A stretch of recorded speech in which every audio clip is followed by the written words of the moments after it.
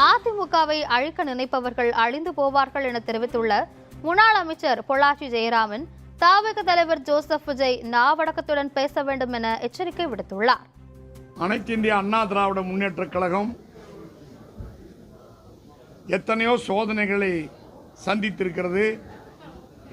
பல தோல்வியிலிருந்து மீண்டும் மிகப்பெரிய இமாலய வெற்றிகளை பெற்றிருக்கிறது.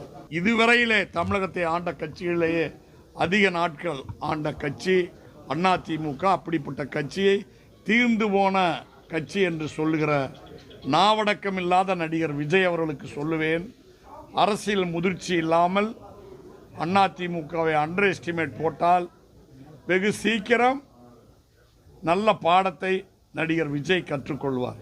இன்னும் அவர் நடிகராகத்தான் இருக்கிறாரே தவிர முதலமைச்சருக்கான பக்குவத்தை அவர் பெறவில்லை என்பதை நான்